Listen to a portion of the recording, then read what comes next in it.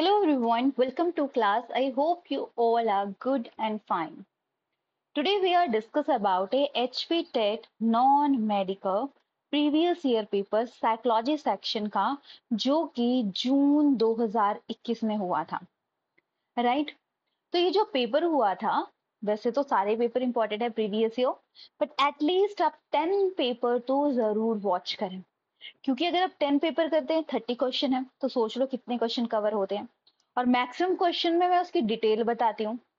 Detail के through आपके एक ही पेपर में बहुत सारे क्वेश्चन कवर हो जाएंगे, जो कि आपके अंडरस्टैंडिंग के लिए बहुत ज्यादा जरूरी है कि कैसे क्वेश्चन आते हैं, कैसे होते हैं, कैसे हमें अटेम्प्ट करना है। कई बार हम चीजों को पढ़ते रहते हैं और अंडरस्टैंड नहीं करते कि चीजें क्या हैं, कैसे हो रही हैं, जिसकी वजह से प्रॉब्लम आती है।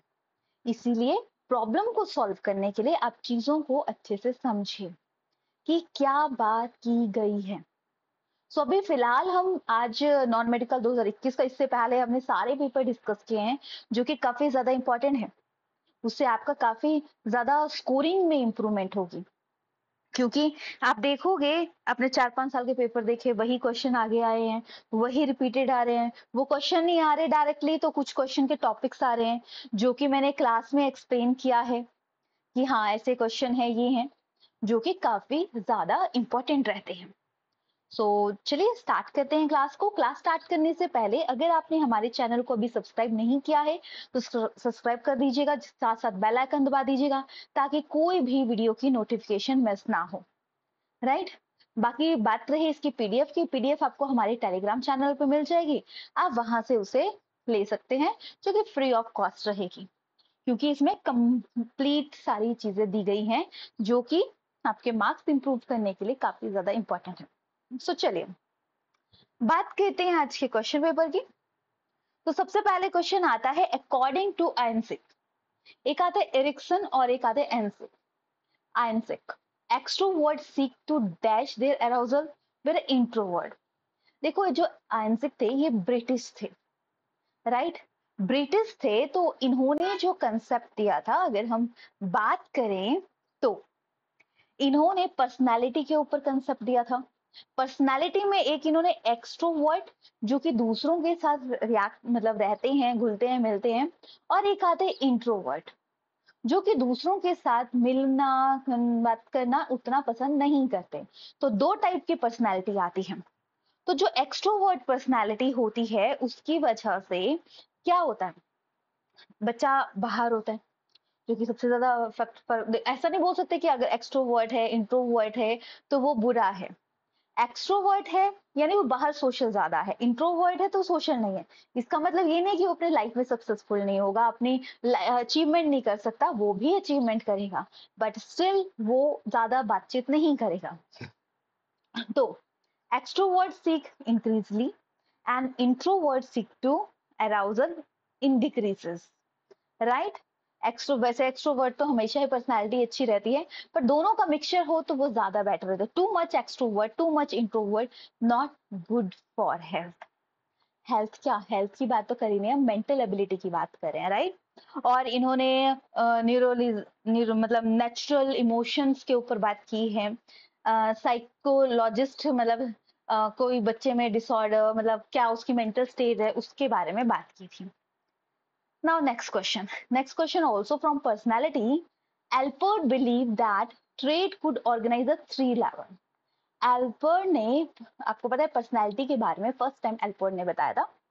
तो इन्होंने 3 ट्रेड दिए, कार्डिनल, सेंट्रल और सेकेंडरी।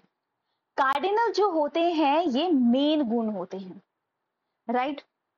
जो कि स्पेसिफिक पर्सन में ही होते हैं। बाकी बात करें सेंट्रल, इन्हें बोल सकते हैं जैसे ऑनेस्टी, ये सेंट्रल ट्रेड आते हैं, ठीक है? फिर आते हैं सेकेंडरी। सेकेंडरी ट्रेड हमेशा शो नहीं होते। इस तरीके से इन्होंने पर्सनालिटी को अलग अलग पर्सपेक्टिव में बांटा था।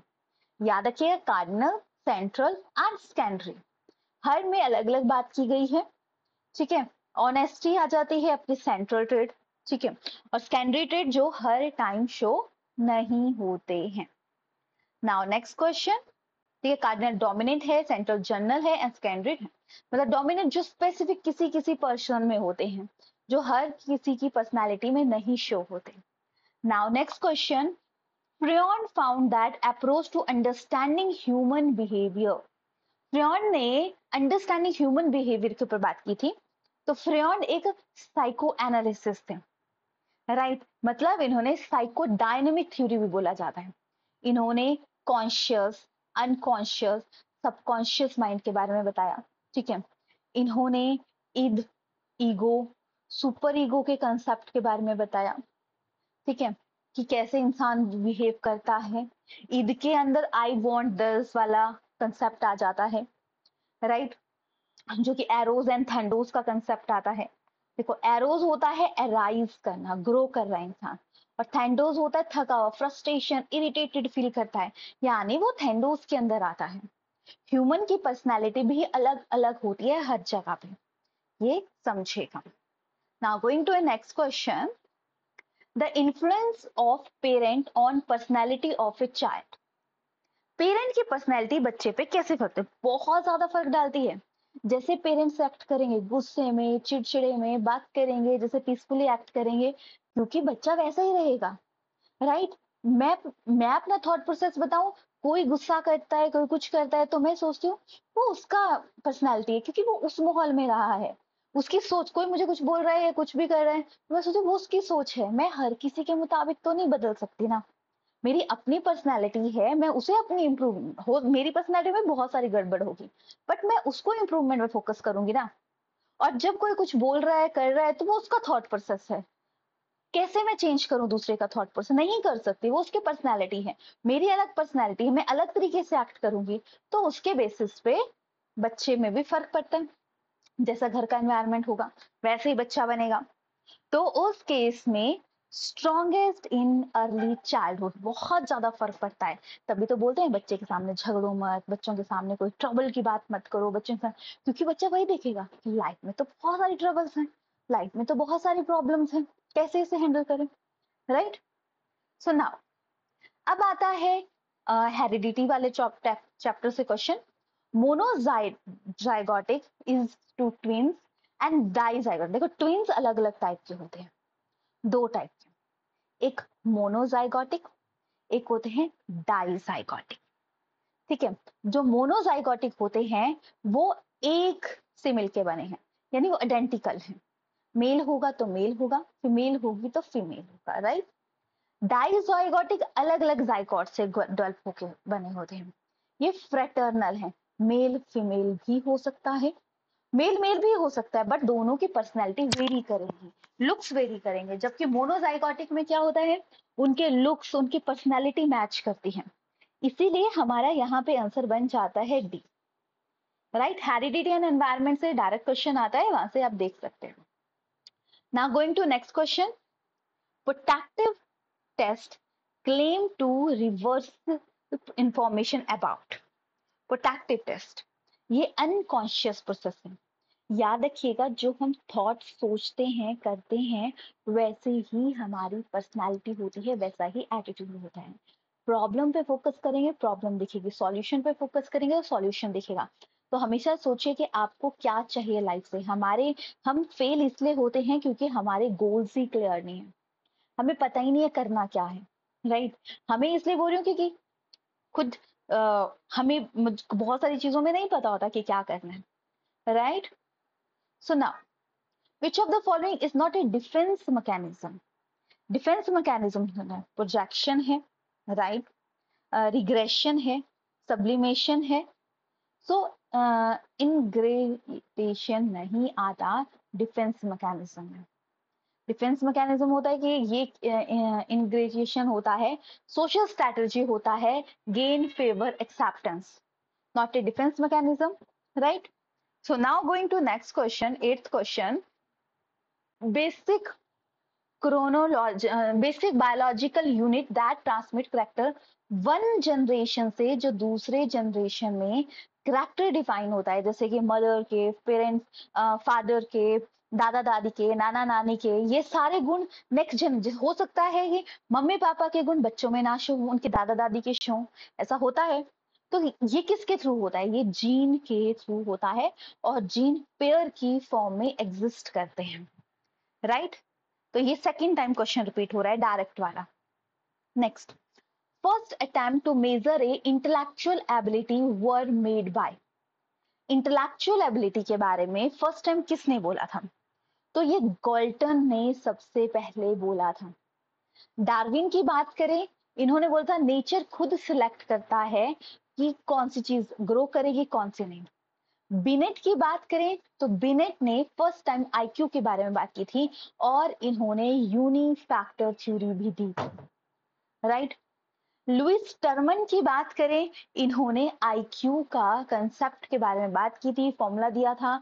इन्होंने बोला था अगर किसी का आईक्यू इतना होगा तो ऐसी पर्सनैलिटी होगी, इतना होगा तो ऐसी पर्सनैलिटी होगी, ये चीज इन्होंने बोली थी।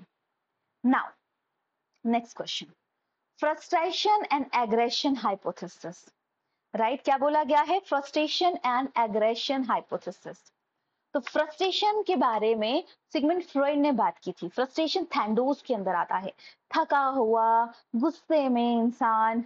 तो ये assume the frustration produce aggression. आप परेशान हो कि क्या चीजें, क्या हो रहा है, उससे एग्रेशन आता है, राइट? ये चीज है। बाकी क्या है? Development by social learning theories, no. Aggression is a basic instinct, no. Basic थोड़ी ना है, हर टाइम थोड़ी ना एग्रेसिव रहता है इंसान। Claim the frustration and aggression both are intensive, instinctive. तो ये तो है नहीं, राइट? तो इसमें राइट ऑप्शन हमारा क्या बन जाता है? Option B.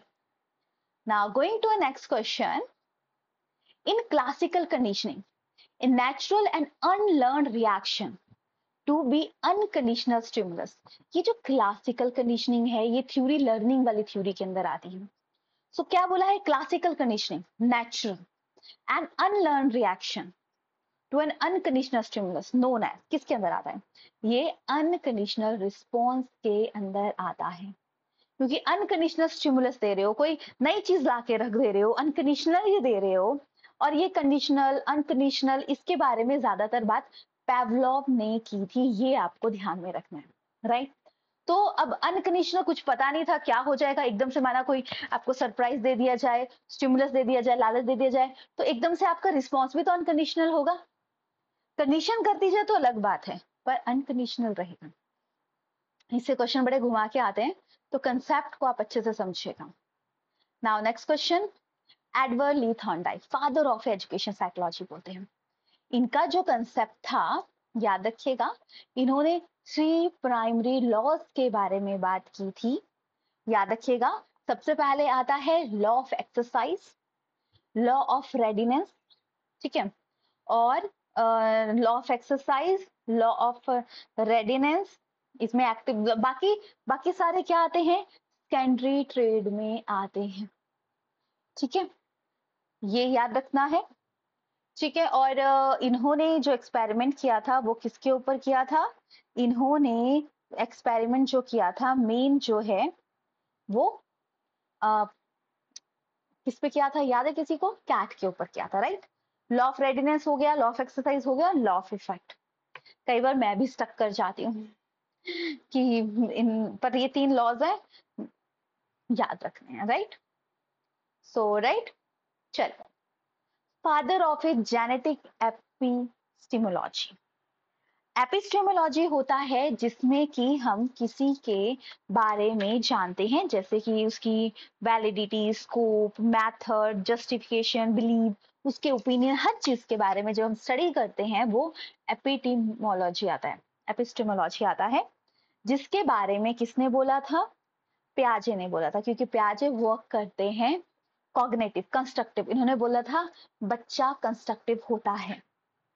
ब्रूनर ने आइकॉनिक, ठीक है, एनएक्टिव, सिंबॉलिक स्टेज के बारे में बोला था। वाइगॉस्की ने सोशल डेवलपमेंट से रिलेटेड बोला था। जोहन डिव्यू ने प्रोग्रेसिव ग्रोथ के बारे में बात की थी कि प्रोग्रेसिवली ग्रो करते हैं, उसके बारे में इन्होंने बात की थी। नाउ पैडागॉगी, पैडागॉगी क्या करते हैं? बच्चे के समझते हैं कि बच्चा कैसे बिहेव कर रहा है, क्या हो रहा है, क्या नहीं हो रहा। ये टीचिंग मेथड के लिए, क्योंकि हम समझेंगे कि बच्चा कैसे रिएक्ट करेगा, तो ये एक टीचिंग मेथड आ जाता है। कैसे टीच करना है? बच्चे को समझना, और हर सब्जेक्ट को अलग तरीके से टीच करवाया जाता है। आप एक ही स्ट्रेटजी हर जगह अप्लाई नहीं कर सकते, now as a people grow older the dash learning decline. तो लर्निंग जैसे बोलते हैं ना, जैसे जैसे एज बढ़ती रहती है लर्निंग स्पीड कम होती रहती है, पर ये थॉट भी गलत है, क्योंकि जैसे जैसे एज बढ़ेगी हमारी अंडरस्टैंडिंग बढ़ती है। अंडरस्टैंड पर वो बात है ना कि जैसे जैसे एज बढ़ती है हम सीखना बंद करते हैं, हो गया लाइफ अब खत्म है। पर जो सीखने की कोशिश करता है वो ग्रो करेगा ही धीरे धीरे। तो वैसे तो डिक्लाइन हो रही है स्पीड, बट ऐसे बोला जाता है कि फर्क मतलब ग्रो करनी चाहिए। Right, option B is the right.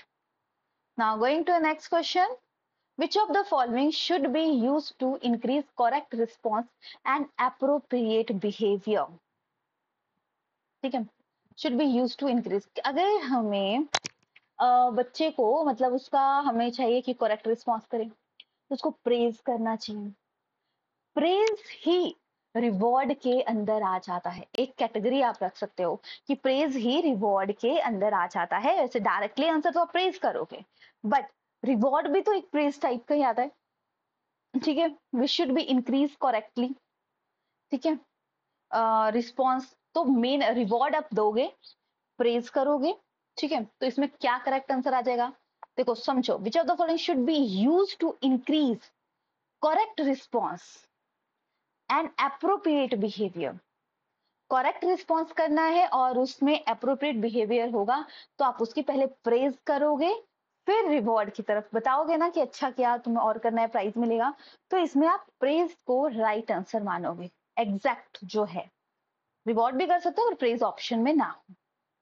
Next, which of the following should be use to decrease the minor inappropriate behaviour. किस वजह से बिहेवियर में प्रॉब्लम आ सकती है? तो याद रखिएगा, जब किसी को इग्नोर किया जाए तो वो बहुत गुस्सा आ जाता है। इग्नोरेंस इसमें सबसे ज्यादा ड्रॉबैक डालेगा। Option D is the right.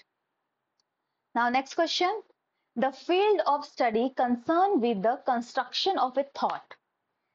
जिसमें थॉट के कंस्ट्रक्शन की बात की गई है। ठीक है, और प्रॉब्लम सॉल्विंग, डिसीजन मेकिंग की बात की गई है, कंस्ट्रक्ट की बात की गई है, तो पियाजे की थ्योरी आ जाएगी जो कि कॉग्निटिव डेवलपमेंट से रिलेटेड है। याद रखिएगा इसके ऊपर। Next, pioneer classical conditioning. Classical conditioning मैंने बोला था अभी किसके बारे में है? पैवलोव ने क्लासिकल कंडीशनिंग के बारे में पैवलोव ने बोला था। और पैवलोव का कैट के ऊपर एक्सपेरिमेंट होता है, ये भी याद रखना है। किसके ऊपर है, किसका है? ठीक है, सॉरी, पैवलोव का तो डॉग के ऊपर है। ठीक है, याद रखिएगा, पैवलोव का तो डॉग के ऊपर है। और डॉग के ऊपर कंडीशन किया, पहले उसको लालच, पहले उसको खाना दिया गया, उसके मुंह में सलाइवा आने लगा, फिर बेल बजाई, फिर खाना दिया जाने लगा, तो बेल बजाते ही उसमें वो कंडीशन कर दी गई, तो कंडीशन बोला जाता है तब उसको। Learning is a development process is studied by. Learning एक डेवलपमेंट प्रोसेस है, इसके बारे में वुडवर्थ ने बोला है। याद रखिएगा, राइट। वुडवर्थ बोलते हैं डेवलपमेंट क्या है? हेरिडिटी और एनवायरमेंट का फैक्टर। राइट, क्रोक्रो ने भी बात की थी। और बात करें एमसी डॉगल के, इन्होंने मोटिवेशन के 14 इंस्टिंक्ट दिए थे। Next, famous experiment Thorndike.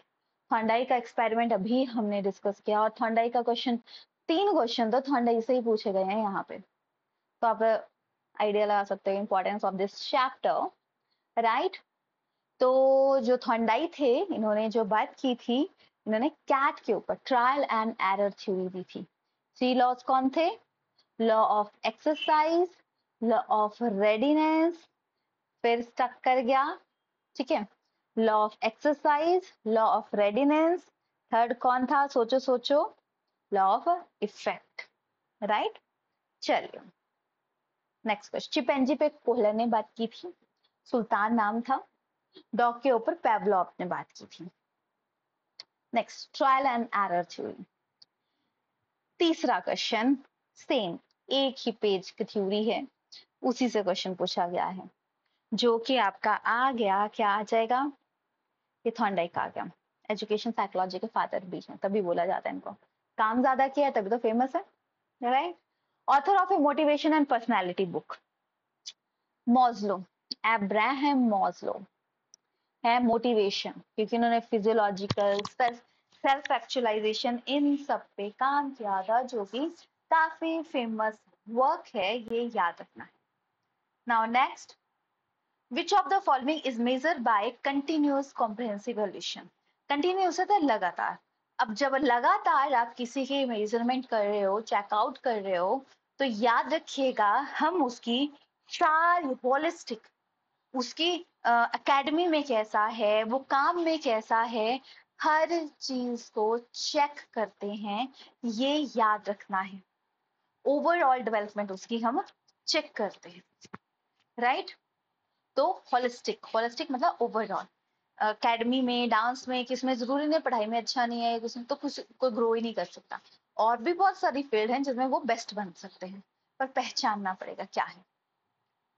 Next, which one is not a element of intellectual development.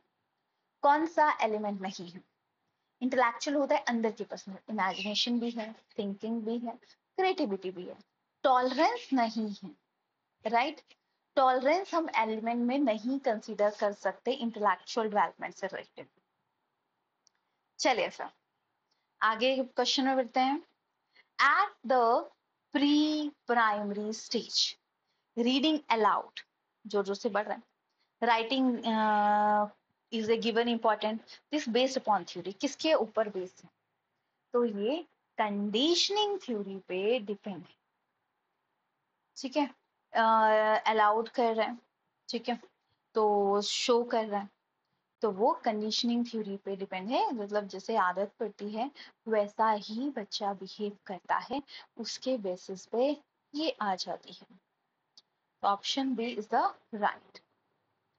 Now going to next question, both chronicle age and mental age of people 7। देखो आईक्यू को निकालने के लिए फॉर्मूला होता है, ठीक है, mental age upon chronicle age into 100, दोनों ही 7 है, तो 100 से मल्टीप्लाई करें, 7 7 करके तो 100%, तो यानी उसकी क्या है, आईक्यू 100 है। तो 100 जब होता है तो वो किस में आ जाता है, वो नॉर्मल इंटेलिजेंस में आता है। 109 तक हमारी नॉर्मल इंटेलिजेंस आती है, तो इसी रेंज में मैक्सिमम लोग काम कर रहे होते हैं।